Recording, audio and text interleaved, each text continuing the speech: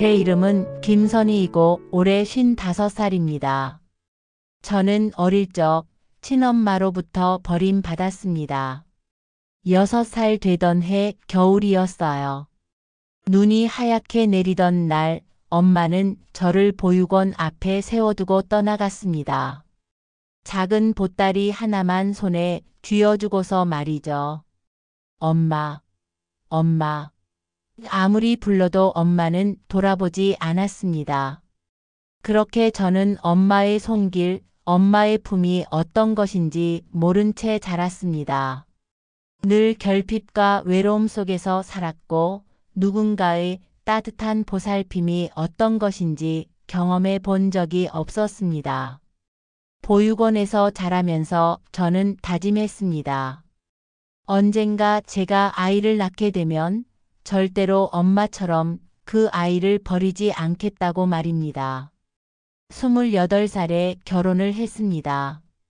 평범한 직장인인 남편과 함께 작은 원룸에서 신혼생활을 시작했어요. 그리고 이듬해 저에게 딸이 생겼습니다.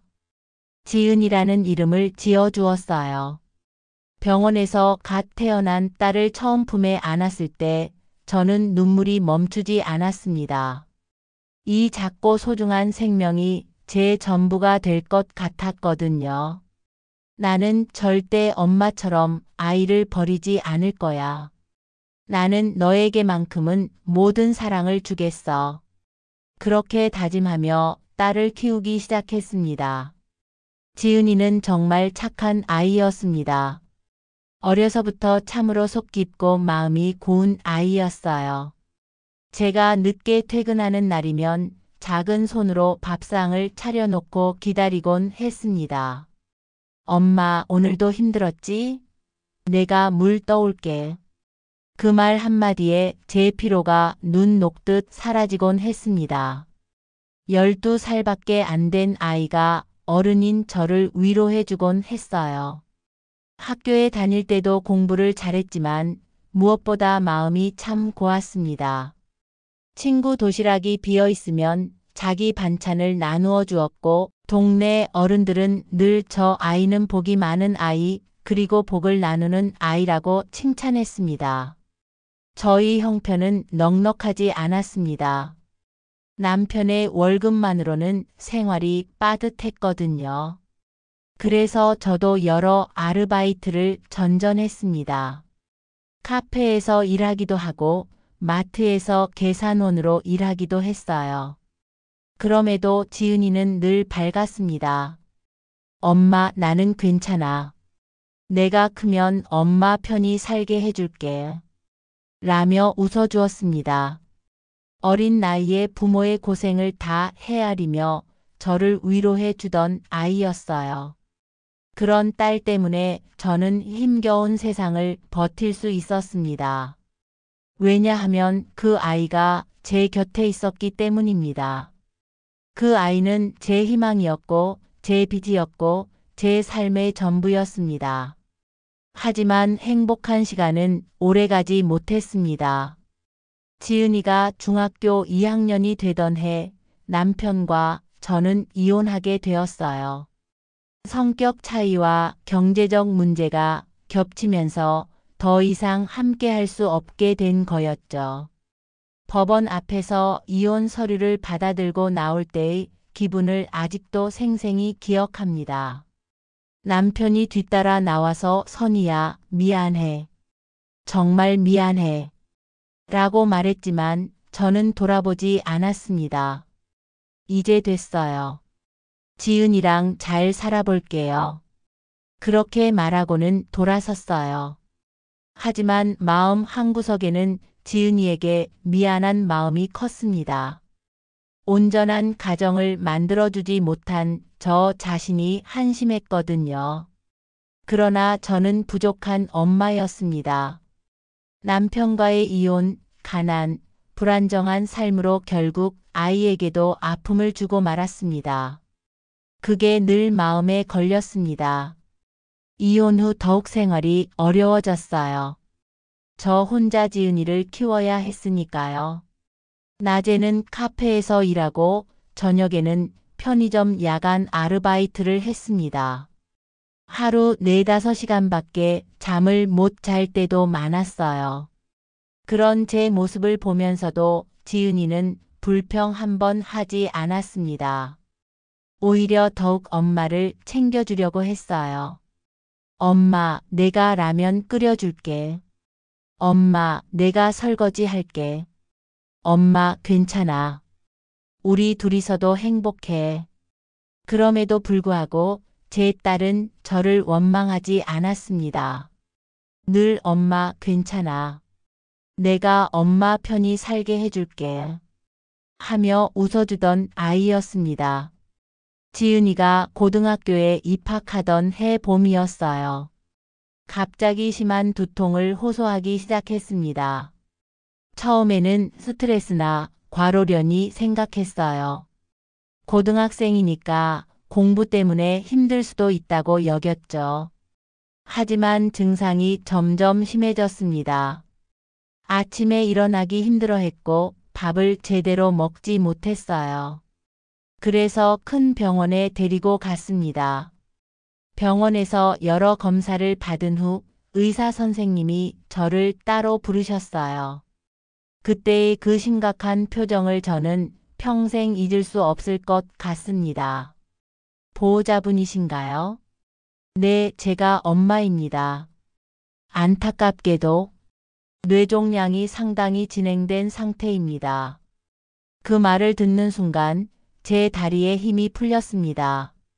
바로 그 자리에 주저앉았어요. 그게 무슨 말씀이세요? 라고 물었지만 의사 선생님의 표정만으로도 상황의 심각성을 알 수 있었습니다. 그날부터 저희의 일상은 완전히 바뀌었습니다. 지은이는 입원해야 했고 저는 병원과 집을 오가며 간병을 해야 했어요. 일도 그만둘 수밖에 없었습니다. 병실에서 산소호흡기를 끼고 누워있는 딸을 보는 것은 정말 견디기 힘들었습니다. 그 작고 약한 손을 잡고 있으면서도 제가 무엇을 해줄 수 있는지 몰랐거든요. 엄마. 응, 지은아. 엄마 여기 있어. 엄마 나 많이 아파. 괜찮아. 금방 나아질 거야. 하지만 지은이의 상태는 나아지지 않았습니다. 오히려 점점 더 악화되었어요. 의사 선생님도 더 이상 희망적인 말씀을 하지 않으셨습니다. 그런 상황에서도 지은이는 저를 걱정해 주었습니다. 엄마가 더 힘들어 보여. 엄마도 좀 쉬어. 괜찮다, 지은아. 엄마는 괜찮아. 엄마는 살아야 해. 내가 지켜보고 있을게. 2018년 늦가을 지은이가 세상을 떠났습니다. 그 순간 제 세상은 무너졌습니다. 저의 전부였던 아이가 사라졌으니 저는 살아갈 이유를 잃었습니다. 장례식장에서 지은이를 떠나보내는 일은 정말 견딜 수 없었어요. 그 작은 관이 화장장으로 들어가는 것을 보면서 저는 정신을 잃었습니다. 제 일부가 함께 타버리는 것 같았거든요. 그 후 몇 달간은 정말 지옥 같았습니다. 집에 혼자 있으면 지은이가 금방이라도 문을 열고 들어올 것 같았어요. 엄마 나왔어. 라고 밝게 인사하며 들어올 것만 같았습니다. 하지만 아무리 기다려도 그 목소리는 들리지 않았어요. 집 안은 죽음처럼 조용했고 저는 그 정적을 견딜 수 없었습니다. 먹고 살기 위해 안 해본 일이 없었습니다. 식당에서도 공장에서도 일했지만 오래 버티지 못했습니다. 계속 실수를 하고 집중할 수가 없었거든요. 번번이 실패와 좌절을 겪으면서 저는 점점 제 자신을 잃어갔습니다. 식당에서 접시를 닦다가 떨어뜨리기 일쑤였어요. 손이 계속 떨렸거든요. 김선희 씨, 이런 식으로 일하면 안 돼요. 사장님의 핀잔을 들을 때마다 저는 더욱 위축되었습니다. 공장에서도 마찬가지였어요. 작업 중에 자꾸 딴 생각을 하게 되었고 결국 실수를 반복했습니다. 미안해요, 김선희 씨. 하지만 이런 식으로는 결국 해고 통보를 받았습니다. 사람들이 저를 쓰다 버린다고 느꼈고 마침내 저 스스로도 제 삶을 버리고 싶어졌습니다. 매일 밤 지은이의 빛바랜 사진 앞에 앉아 중얼거렸습니다. 너는 왜 나를 두고 떠났니? 나는 왜 이렇게 살아야 하니? 삶을 끝내고 싶다는 생각이 점점 강해졌습니다. 더 이상 버틸 힘이 없었거든요. 지은이만이 저의 삶의 이유였는데 그 이유가 사라진 상황에서 저는 도무지 앞으로 나아갈 방향을 찾을 수 없었어요. 어느 깊은 밤 저는 한강 다리 위에 서 있었습니다. 바람이 세차게 불고 있었어요. 난간에 기대어 서서 아래로 흐르는 강물을 바라보았습니다.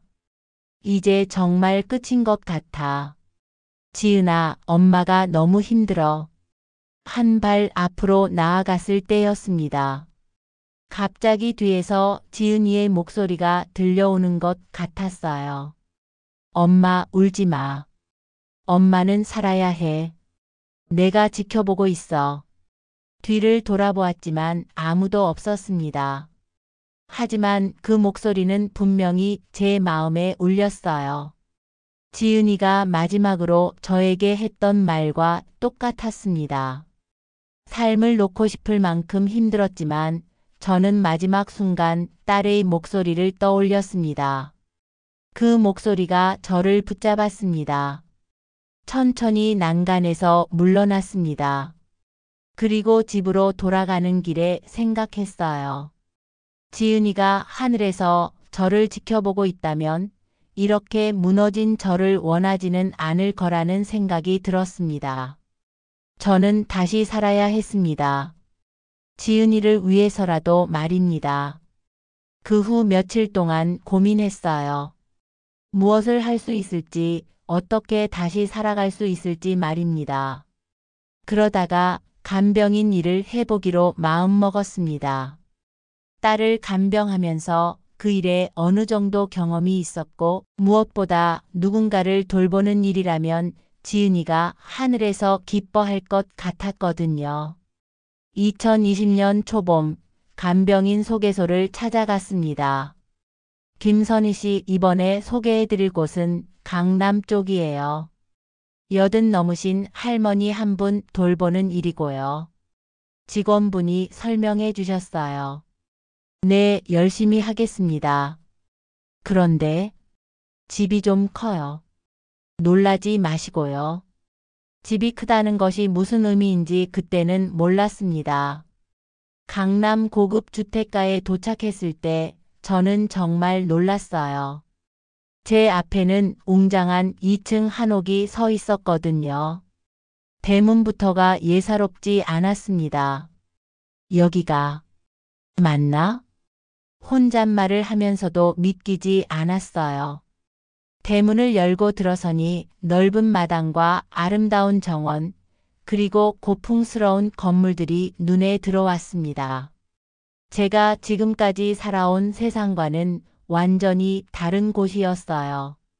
제가 맡게 된 분은 80을 넘긴 노부인이었습니다.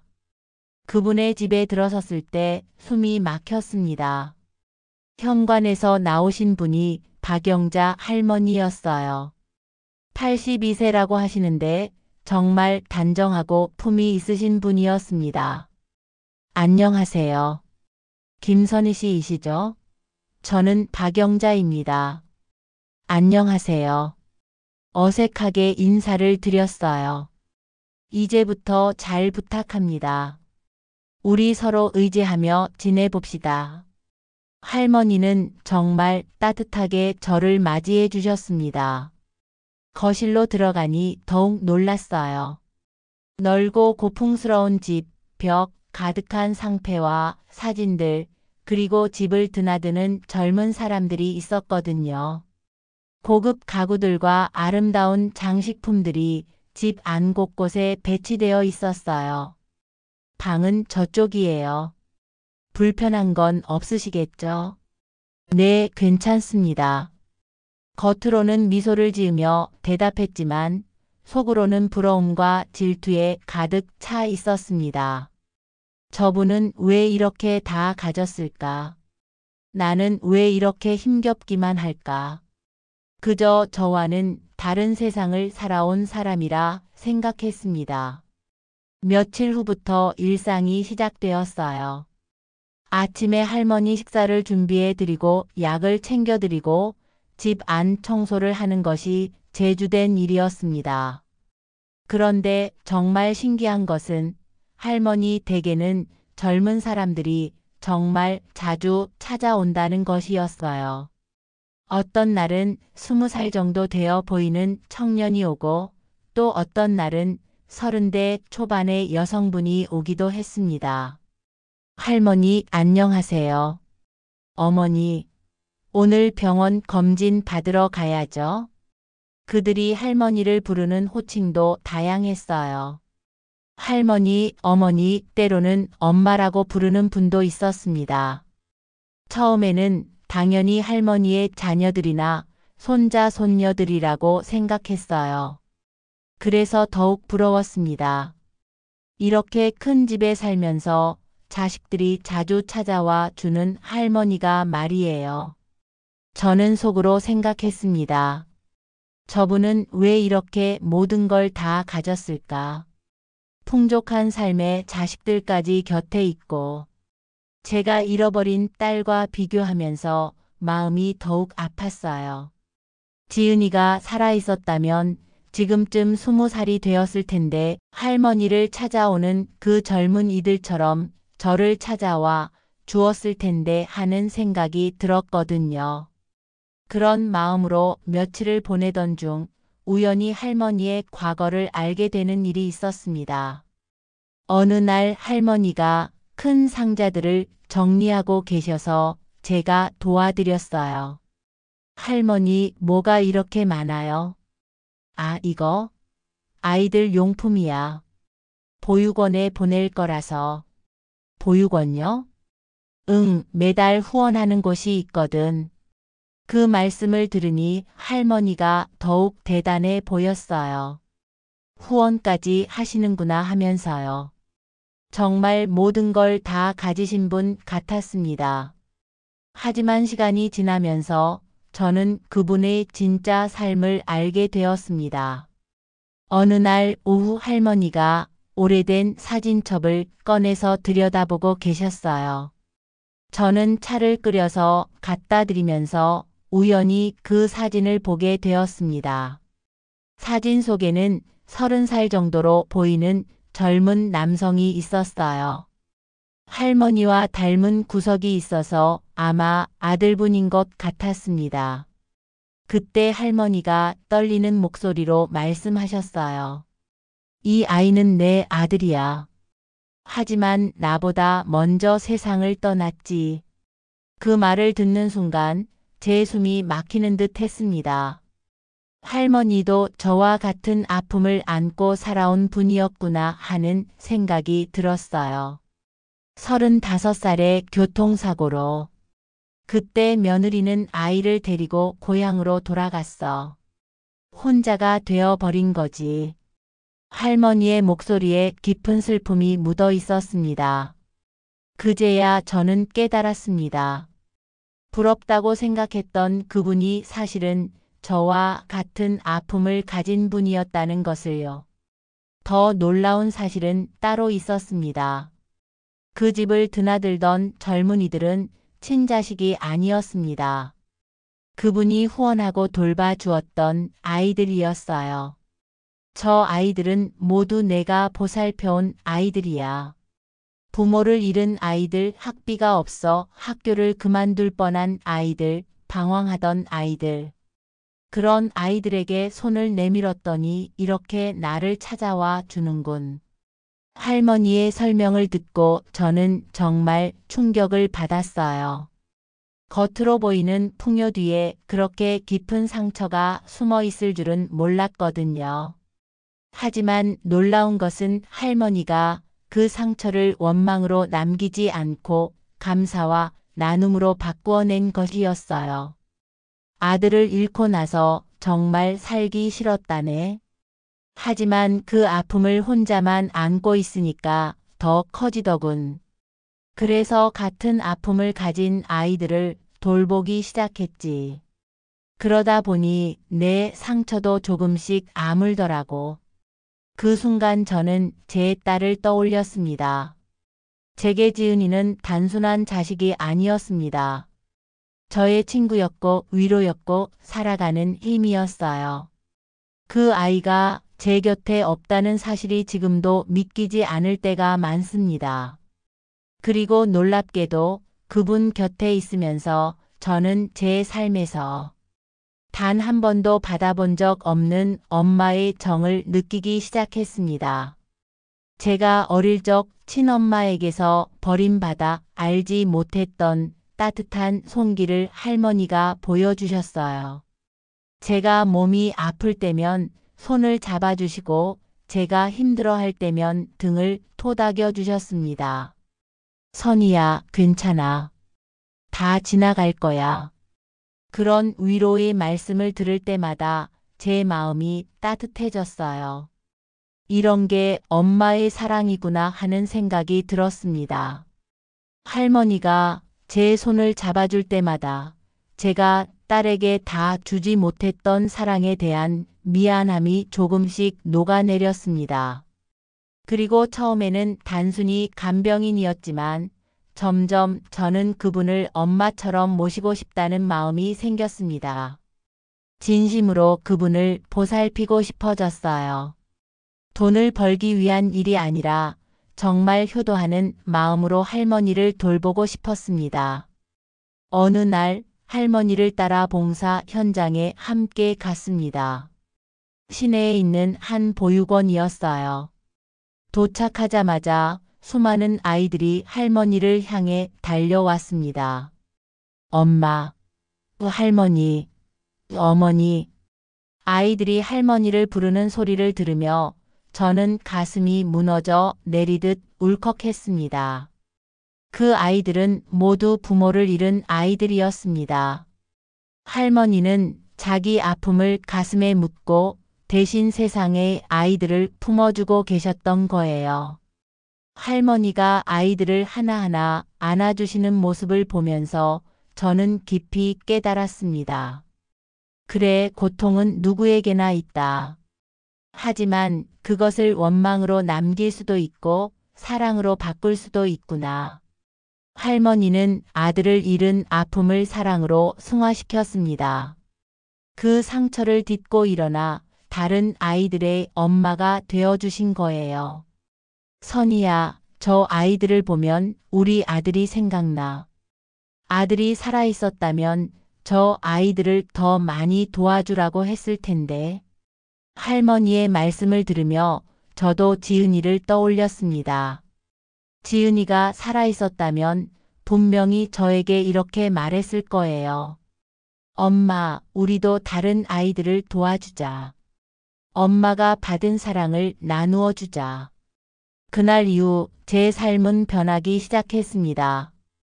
저는 그분께 받은 따뜻한 모정을 통해 제 안의 상처가 서서히 치유되는 것을 느꼈습니다. 할머니는 제게 정말 많은 것을 가르쳐 주셨어요. 아침마다 함께 정원을 가꾸면서 이런 말씀을 해주셨습니다. 선이야, 꽃도 흙이 있어야 피는 거야. 우리 마음의 상처도 마찬가지야. 그 상처가 거름이 되어서 더 아름다운 꽃을 피울 수 있는 거지.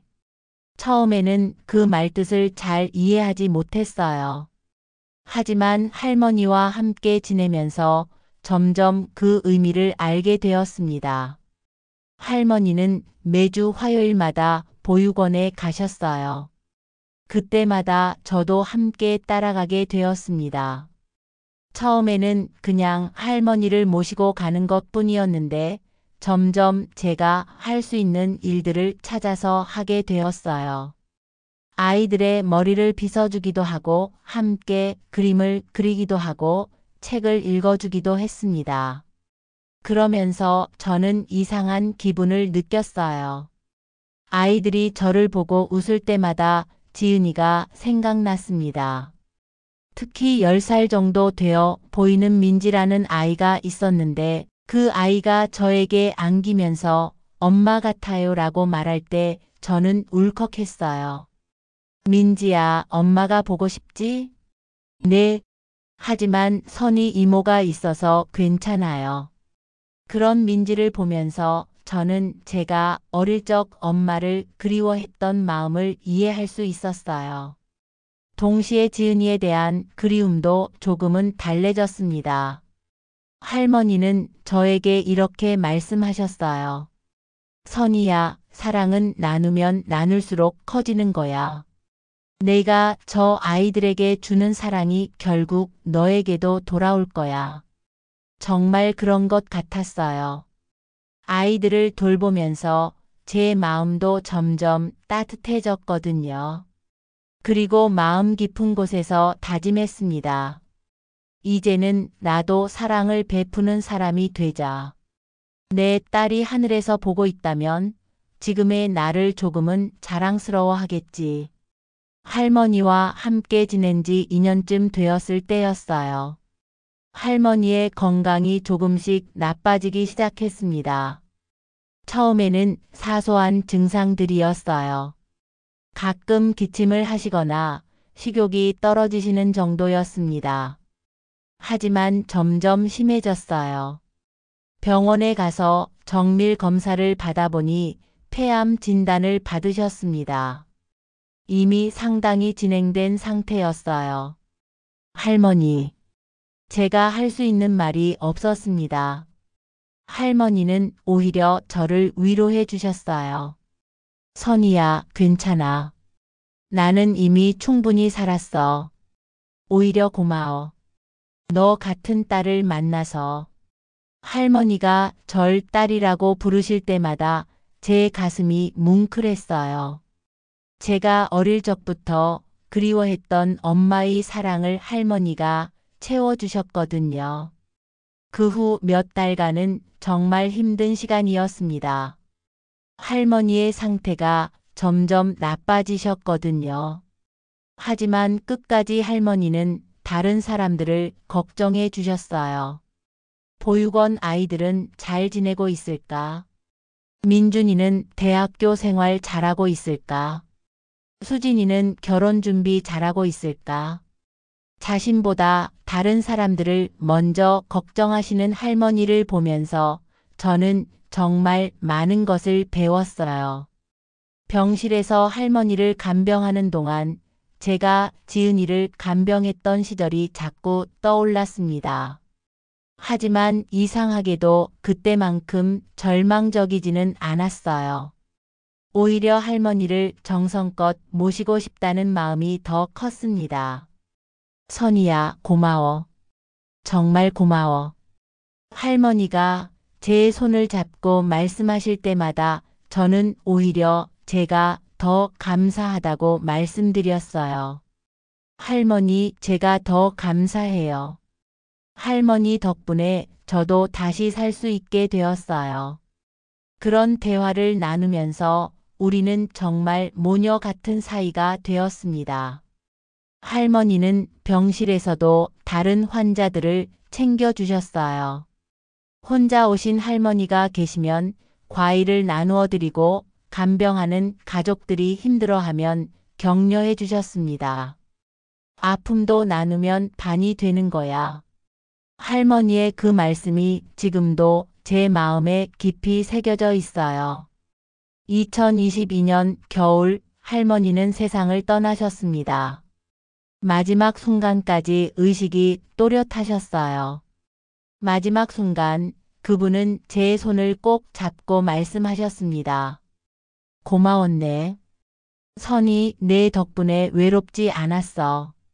할머니. 선희야, 내가 죽어도 슬퍼하지 마. 나는 행복했어. 너라는 딸을 만나서. 할머니, 저야말로 감사했어요. 할머니 덕분에 저도 다시 살 수 있게 되었어요. 선이야, 약속해. 앞으로도 사랑을 나누며 살겠다고. 네, 할머니. 약속드릴게요. 그것이 할머니와 나눈 마지막 대화였습니다. 장례식장에는 정말 많은 사람들이 왔어요. 할머니가 도와주셨던 젊은이들, 보육원 아이들, 그리고 할머니를 아끼던 모든 분들이 와서 마지막 인사를 드렸습니다. 그분들을 보면서 저는 깨달았어요. 할머니가 얼마나 많은 사람들에게 사랑을 나누어 주셨는지를 말이에요. 장례를 치른 며칠 후 할머니의 변호사님이 저를 찾아왔습니다. 김선희 씨, 할머니가 유언장을 남기셨습니다. 유언장요? 저는 정말 놀랐어요. 할머니가 저에게 유산을 남겨주셨다는 것이었거든요. 할머니께서 선희는 내 딸이나 다름없다. 그 아이가 내 뜻을 이어 사랑을 실천해 주었으면 한다고 하셨습니다. 그것은 단순한 재산이 아니었습니다. 내 삶을 이어 사랑을 실천해 달라는 부탁이었어요. 유산에는 상당한 금액의 현금과 함께 이 돈으로 어려운 아이들을 도와달라는 할머니의 편지가 들어 있었습니다. 편지를 읽으면서 저는 눈물이 멈추지 않았어요. 선희야, 너는 나에게 딸이 되어 주었고 나는 너에게 엄마가 되어 줄 수 있어서 행복했다. 이제 너도 다른 아이들의 엄마가 되어 주렴. 우리의 사랑이 더 많은 아이들에게 전해질 수 있도록. 저는 그 뜻을 따르기로 했습니다. 할머니가 남겨주신 재산으로 작은 쉼터를 열었습니다. 처음에는 어떻게 시작해야 할지 막막했어요. 하지만 할머니가 함께 봉사했던 보육원에서 도움을 주셨고 할머니를 아끼던 분들도 많이 도와주셨습니다. 쉼터 이름은 사랑 나눔터라고 지었어요.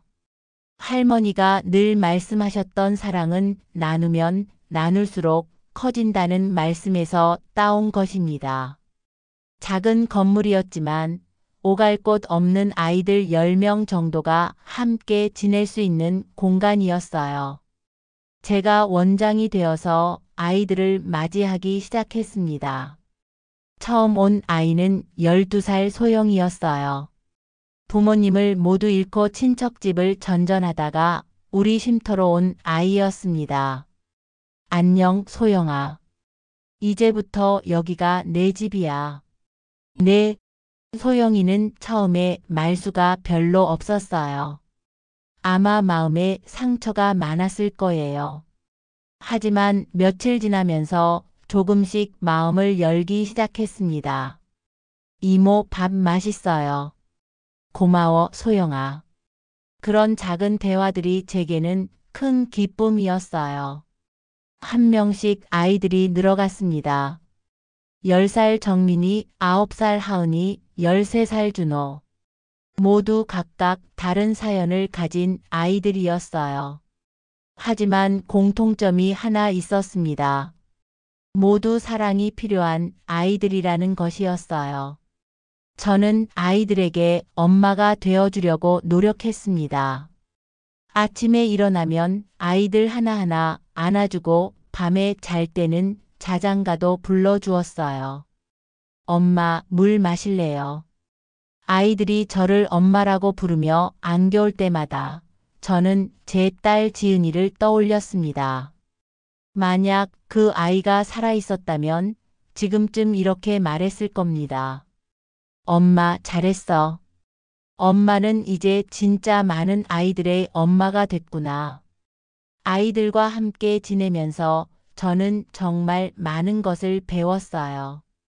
아이들은 어른들보다 훨씬 순수하고 따뜻한 마음을 가지고 있었거든요. 10살 정민이는 제가 감기에 걸렸을 때 자기 용돈을 모아서 약을 사다 주었어요. 엄마 아프지 마세요. 우리는 엄마 없으면 안 돼요. 그런 정민이를 보면서 지은이가 어렸을 때 저를 챙겨주던 모습이 떠올랐어요. 9살 하은이는 제가 힘들어할 때마다 제 등을 토닥여 주었습니다. 엄마 괜찮아요. 하은이가 있잖아요. 그런 하은이의 작은 손길이 저에게는 큰 위로가 되었어요. 13살 준호는 다른 아이들을 잘 돌봐 주었어요. 형이라는 자각을 가지고 동생들을 챙겨주는 모습이 기특했습니다. 엄마, 제가 동생들 숙제 도와줄게요. 그런 준호를 보면서 지은이가 어렸을 때도 이렇게 어른스러웠다는 생각이 들었어요. 아이들과 함께 지내면서 저는 제가 잃어버렸던 것들을 하나씩 찾아갔습니다. 웃음도 되찾았고 희망도 되찾았어요. 그리고 무엇보다 사랑하는 법을 다시 배웠습니다. 할머니가 제게 가르쳐 주신 것처럼 저도 아이들에게 무조건적인 사랑을 주려고 노력했어요. 너희들은 모두 소중한 아이들이야. 비록 부모님은 없지만 엄마가 있잖아. 아이들이 실수를 해도 혼내지 않고 대신 왜 그랬는지 물어보고 함께 해결책을 찾아갔어요. 할머니가 저에게 해주셨던 것처럼 말이에요. 때로는 힘들 때도 있었습니다. 아이들 하나하나 다 챙기는 것이 쉽지 않았거든요. 특히 아픈 아이가 있을 때는 밤새 간병을 해야 했어요. 하지만 그럴 때마다 할머니의 말씀이 떠올랐습니다. 사랑은 힘든 것이 아니라 기쁜 것이야. 사랑할 사람이 있다는 것 자체가 축복이지. 정말 그런 것 같았어요. 아이들이 있어서 저도 매일매일 살아갈 이유가 생겼거든요. 쉼터를 운영한 지 1년쯤 되었을 때 정말 기쁜 일이 있었어요. 준호가 전교 1등을 한 것이었습니다. 엄마, 제가 1등 했어요. 준호가 상장을 들고 뛰어와서 저에게 보여줄 때 저는 정말 자랑스러웠어요. 마치 제 친아들이 1등 한 것처럼 기뻤거든요. 우리 준호 정말 대단하다. 저는 준호를 꼭 안아주었어요. 엄마 덕분이에요. 엄마가 매일 공부 봐주셔서요. 준호의 그 말을 들으면서 저는 제가 정말 아이들에게 도움이 되고 있다는 것을 느꼈어요. 또 다른 기쁜 일도 있었습니다. 하은이가 그림 그리기 대회에서 상을 받은 것이었어요.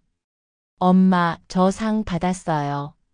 하은이가 그린 그림은 우리 가족이라는 제목이었는데 거기에는 저와 모든 아이들이 손을 잡고 있는 모습이 그려져 있었어요. 하은아, 정말 예쁘게 그렸네. 우리가 가족이구나. 네, 엄마랑 오빠, 언니들이랑 동생들이랑 모두 가족이에요. 하은이의 그 말을 들으면서 저는 눈물이 났어요. 정말 우리는 가족이 된 것 같았거든요. 아이들과 함께 지낸 지 3년이 지났을 때 처음 왔던 소영이가 고등학교에 입학했어요. 엄마, 저 고등학생이 되었어요. 우리 소영이가 벌써 이렇게 컸구나. 소영이는 처음 왔을 때와 완전히 달라져 있었어요. 밝고 씩씩한 아이가 되어 있었거든요. 엄마, 저도 나중에 엄마처럼 어려운 아이들을 도와주는 일을 하고 싶어요. 소영이의 그 말을 들으면서 저는 정말 뿌듯했어요. 제가 할머니께 받은 사랑을 소영이에게 전했고, 이제 소영이도 그 사랑을 다른 아이들에게 전하고 싶어 한다는 것이 말이에요. 이제 쉼터를 운영한 지 5년이 되었습니다. 그동안 정말 많은 아이들이 거쳐갔어요. 어떤 아이들은 친척을 찾아서 떠나기도 하고 어떤 아이들은 입양되어 새로운 가족을 만나기도 했습니다. 하지만 모든 아이들이 떠날 때 저에게 이렇게 말해줍니다. 엄마, 감사했어요. 엄마 덕분에 사랑이 뭔지 알게 되었어요.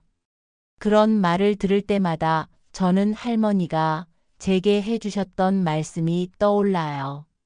사랑은 나누면 나눌수록 커지는 거야. 정말 그런 것 같아요. 아이들에게 사랑을 주면 줄수록 제 마음도 더 풍요로워졌거든요. 지금도 쉼터에는 8명의 아이들이 함께 지내고 있어요. 나이도 다르고 성격도 다르지만 모두 제게는 소중한 아이들입니다.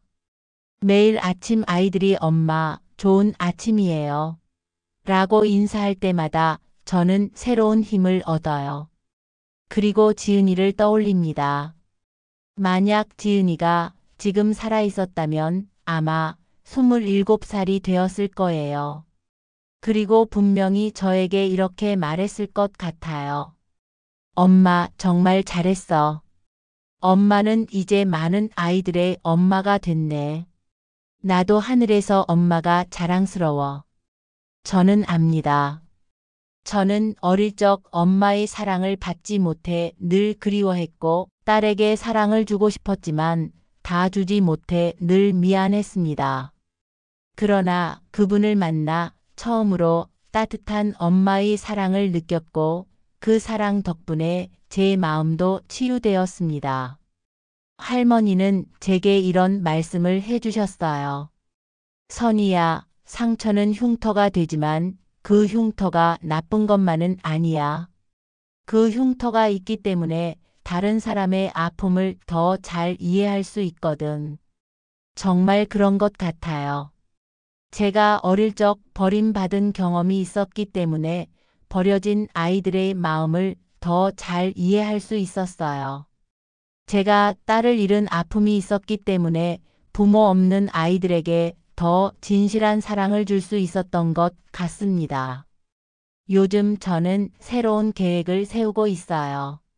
쉼터를 더 크게 확장해서 더 많은 아이들을 도와주고 싶거든요. 그리고 아이들이 자립할 수 있도록 교육 프로그램도 만들어주고 싶어요. 할머니가 제게 남겨주신 사랑의 씨앗이 더 크게 자라나서 더 많은 열매를 맺었으면 좋겠습니다. 지난주에는 정말 기쁜 소식이 있었어요. 3년 전에 입양되어 떠났던 민수가 편지를 보내왔거든요. 엄마, 저 민수예요.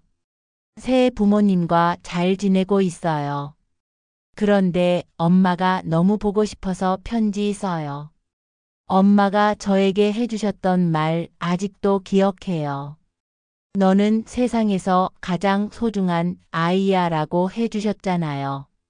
그 말 덕분에 저도 자신감을 가지고 살고 있어요. 엄마, 감사해요. 그 편지를 읽으면서 저는 또 한 번 울었어요. 기쁨의 눈물이었죠. 이제 저는 다짐합니다.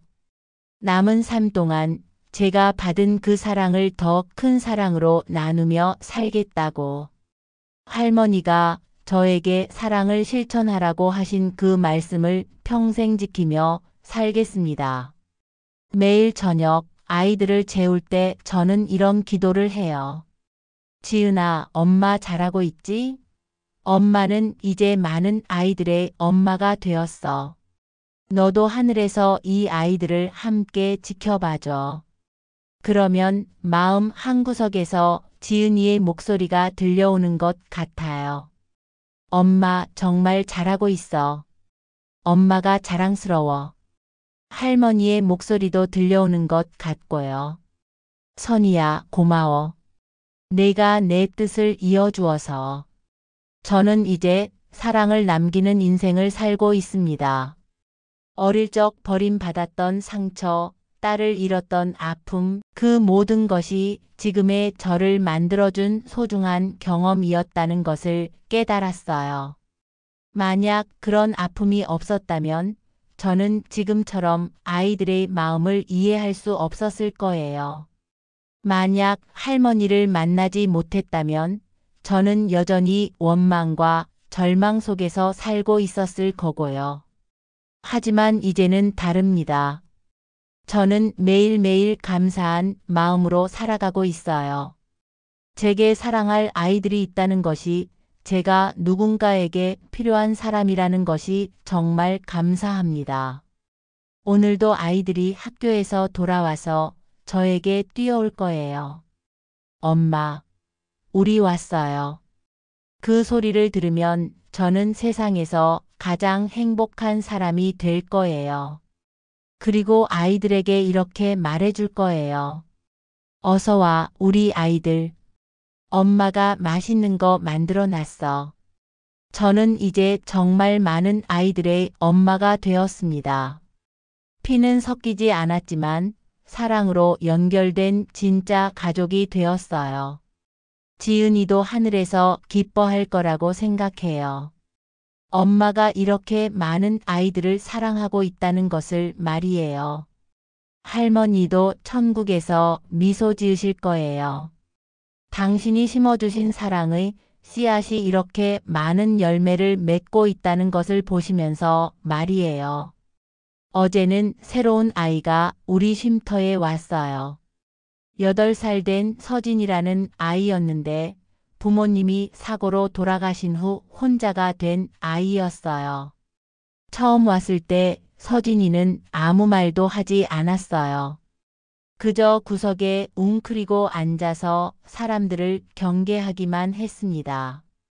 그 모습을 보니까 제가 처음 보육원에 갔을 때가 떠올랐어요. 서진아, 안녕. 이제부터 여기가 내 집이야. 서진이는 대답하지 않았어요. 하지만 괜찮았습니다. 시간이 필요하다는 것을 저는 알고 있었거든요. 다른 아이들도 서진이를 따뜻하게 맞이해 주었어요. 서진아, 나는 소영이야. 언니라고 불러도 돼. 서진아, 같이 놀자. 아이들의 순수한 마음이 정말 고마웠어요. 며칠 후 서진이가 처음으로 저에게 말을 걸었어요. 이모, 배고파요. 그 한마디를 듣는 순간 저는 울컥했어요. 서진이가 마음을 열기 시작했다는 신호였거든요. 그래, 서진아. 이모가 맛있는 거 해줄게. 그날 저녁 서진이는 처음으로 다른 아이들과 함께 밥을 먹었어요. 조금씩이었지만 웃음도 보이기 시작했습니다. 이런 모습을 볼 때마다 저는 정말 보람을 느껴요. 상처받은 아이들이 사랑 속에서 다시 웃을 수 있게 된다는 것이 얼마나 소중한 일인지 깨닫게 됩니다. 지난달에는 정말 기쁜 일이 있었어요. 우리 쉼터를 졸업한 준호가 대학교에 합격했다는 소식을 전해온 거예요. 엄마, 저 대학 붙었어요. 사회복지학과예요. 전화로 들려오는 준호의 목소리가 정말 기뻤어요. 우리 준호 정말 축하해. 엄마가 너무 자랑스럽다. 엄마 덕분이에요. 엄마가 저에게 꿈을 심어주셨거든요. 준호는 어려서부터 남을 도와주는 일을 하고 싶다고 했어요. 저처럼 어려운 사람들을 돕는 사회복지사가 되겠다고 말이에요. 엄마, 저도 나중에 엄마처럼 아이들을 도와주는 일을 할 거예요. 엄마가 저에게 해주신 것처럼요. 그런 준호를 보면서 저는 할머니의 말씀이 떠올랐어요. 사랑은 대물림 되는 거야. 내가 받은 사랑을 다른 사람에게 전해주면 그 사랑이 계속 이어져 나가는 거지. 정말 그런 것 같아요. 할머니가 저에게 주신 사랑을 제가 아이들에게 전했고, 이제 그 아이들이 또 다른 사람들에게 사랑을 전하려고 합니다. 요즘에는 쉼터 운영이 점점 안정되고 있어요. 여러 후원자분들이 도와주시고 자원봉사자들도 많이 와서 아이들과 함께 시간을 보내주세요.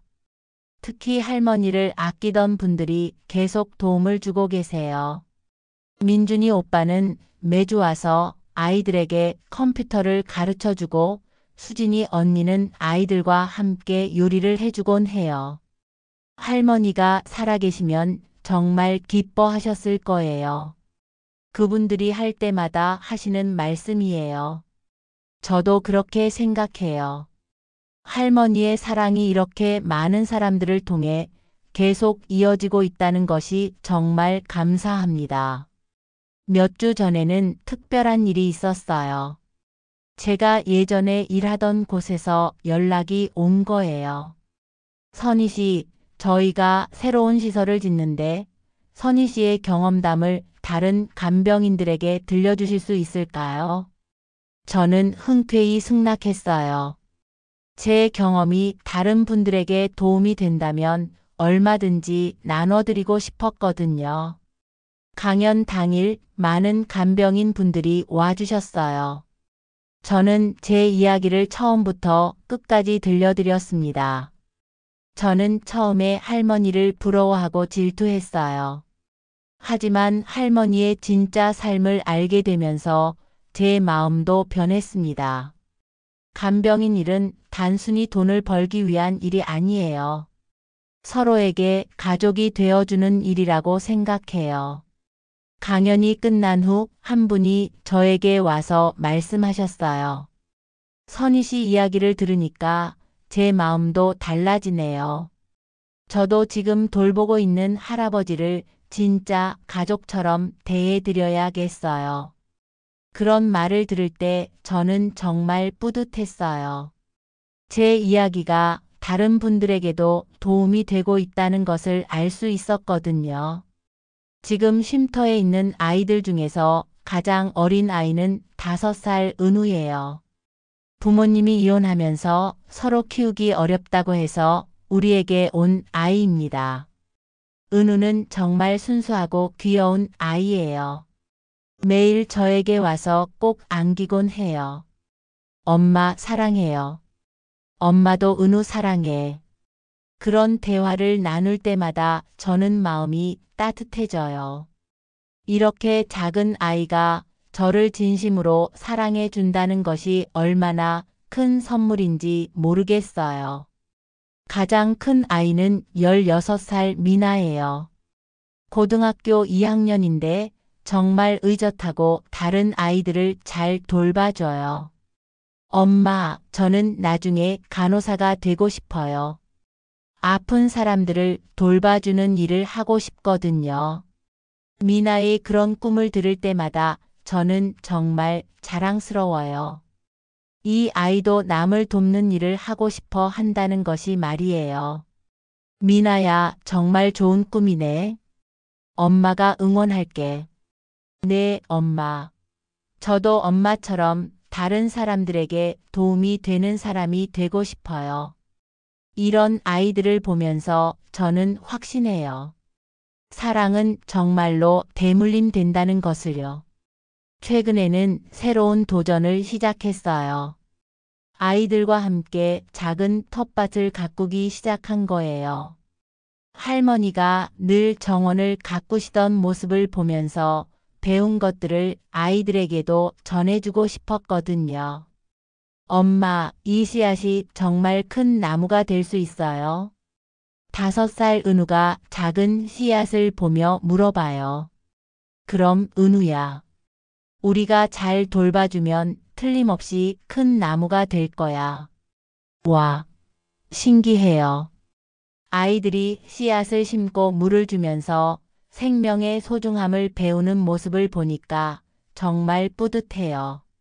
엄마, 저희도 이 씨앗처럼 클 수 있을까요? 10살 정민이가 물어봐요. 물론이지, 정민아. 너희들은 모두 씨앗이야. 사랑이라는 물을 받으면서 멋진 사람으로 자라날 거야. 그런 대화를 나누면서 저는 할머니의 말씀을 다시 한번 떠올려요. 꽃도 흙이 있어야 피는 거야. 우리 마음의 상처도 마찬가지야. 그 상처가 거름이 되어서 더 아름다운 꽃을 피울 수 있는 거지. 정말 그런 것 같아요. 제 상처가 거름이 되어서 이제는 아름다운 꽃들을 피우고 있습니다. 바로 이 아이들이 그 꽃들이에요. 어제는 참 감동적인 일이 있었어요. 12살 소영이가 갑자기 저에게 편지를 써서 준 거예요. 엄마, 이거 읽어보세요. 편지를 열어보니 이런 내용이 적혀 있었어요. 엄마, 저는 엄마를 만나기 전에는 정말 무서웠어요. 아무도 저를 사랑해주지 않을 것 같았거든요. 하지만 엄마를 만나고 나서 알았어요. 세상에는 따뜻한 사람들이 있다는 것을요.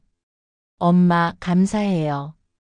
저도 나중에 엄마처럼 다른 사람들을 사랑해주는 사람이 될게요. 그 편지를 읽으면서 저는 눈물이 났어요. 이 아이가 이렇게 마음을 열고 사랑을 알게 되었다는 것이 너무 기뻤거든요. 지금 생각해보니 참 신기해요. 제가 이렇게 많은 아이들의 엄마가 될 줄 누가 알았겠어요. 딸을 잃고 절망에 빠져서 죽고 싶어 했던 제가 말이에요. 하지만 할머니를 만나면서 제 인생이 완전히 바뀌었어요. 할머니는 저에게 단순히 일자리를 주신 것이 아니라 새로운 삶을 주셨어요. 할머니가 저에게 해주신 말씀 중에 가장 기억에 남는 것이 있어요. 선이야, 슬픔도 기쁨도 모두 나누면 배가 되는 거야. 슬픔은 나누면 반이 되고 기쁨은 나누면 2배가 되지. 정말 맞는 말씀이었어요. 제 슬픔을 할머니와 나누면서 그 아픔이 줄어들었고 지금은 아이들과 기쁨을 나누면서 그 행복이 몇 배로 커졌어요. 요즘 저는 새로운 꿈이 생겼어요. 우리 쉼터 아이들이 모두 자립할 수 있도록 도와주고 싶거든요. 그래서 작은 직업훈련소도 만들어 볼까 생각하고 있어요. 엄마, 저는 나중에 요리사가 되고 싶어요. 저는 선생님이 되고 싶어요. 저는 의사가 되고 싶어요. 아이들이 저마다 꿈을 이야기할 때마다 저는 그 꿈들을 모두 응원해주고 싶어요. 할머니가 저에게 그랬던 것처럼 저도 아이들의 꿈을 지지해주고 싶습니다. 지난주에는 정말 특별한 손님이 찾아왔어요. 할머니와 함께 봉사했던 그 보육원의 원장님이 오신 거예요. 선희 씨 정말 대단해요. 박 할머니가 보시면 얼마나 기뻐하실까요? 원장님이 우리 쉼터를 둘러보시면서 말씀하셨어요. 할머니 덕분이에요. 할머니가 저에게 사랑하는 법을 가르쳐 주셨거든요. 할머니가 늘 말씀하셨어요. 사랑은 끝이 없는 거야. 한 사람이 받은 사랑은 또 다른 사람에게 전해져서 세상을 따뜻하게 만든다고요. 그 말을 들으니까 할머니가 더욱 그리워졌어요. 하지만 슬프지는 않았어요. 할머니의 사랑이 이렇게 계속 이어지고 있다는 것을 느낄 수 있었거든요. 오늘도 아이들이 학교에서 돌아와서 저에게 하루 있었던 일들을 이야기해 줄 거예요. 엄마, 오늘 수학시험에서 100점 받았어요. 엄마, 친구들이 저 도시락 예쁘다고 했어요. 엄마, 선생님이 제가 그림을 잘 그린다고 칭찬해 주셨어요. 그런 이야기들을 들을 때마다 저는 세상에서 가장 행복한 엄마가 됩니다. 밤에 아이들을 재울 때면 저는 늘 이런 기도를 해요. 지은아, 엄마 잘하고 있지? 너의 엄마가 이제 이렇게 많은 아이들의 엄마가 되었어. 너도 하늘에서 이 아이들을 지켜봐줘. 할머니가 저에게 심어주신 사랑의 씨앗이 이렇게 자라났어요. 고마워요. 그러면 마음 깊은 곳에서 따뜻한 목소리들이 들려오는 것 같아요. 엄마 정말 자랑스러워. 엄마는 최고의 엄마야. 선이야, 고맙다. 내 뜻을 이렇게 잘 이어주어서. 저는 이제 확신합니다. 제가 걸어온 모든 길이 지금 이 순간을 위한 것이었다는 것을요. 어릴 적 버림받은 아픔, 딸을 잃은 절망, 그 모든 것이 지금 이 아이들을 더 깊이 사랑할 수 있게 해주었습니다. 할머니를 만난 것도, 할머니로부터 사랑을 배운 것도 모든 것이 하나님의 계획이었던 것 같아요. 저는 이제 진정으로 사랑을 남기는 인생을 살고 있습니다. 매일 아침 눈을 뜨면 감사한 마음이 듭니다. 사랑할 아이들이 있다는 것이, 누군가에게 필요한 사람이라는 것이 얼마나 큰 축복인지 매일 깨닫게 됩니다. 앞으로도 저는 이 길을 계속 걸어갈 거예요. 할머니가 보여주신 사랑의 길을, 지은이가 하늘에서 응원해주는 그 길을 말이에요. 그리고 언젠가 제가 이 세상을 떠날 때가 되면 저도 할머니처럼 누군가에게 이렇게 말할 수 있을 거예요. 내 삶을 이어 사랑을 실천해 달라. 그렇게 사랑은 계속 이어질 거예요. 끝없이 영원히 말이에요. 이것이 제 이야기입니다. 버려진 아이에서 시작되어 사랑을 남기는 인생으로 이어진 제 이야기요. 여러분도 혹시 지금 힘든 시간을 보내고 계신다면 포기하지 마세요. 저처럼 절망의 끝에서도 새로운 희망을 찾을 수 있습니다. 사랑은 정말로 기적을 만들어냅니다. 받은 사랑을 나누면 그 사랑이 더 큰 사랑이 되어 돌아옵니다. 저는 이제 매일매일 그 기적을 경험하며 살아가고 있습니다. 언제나처럼요.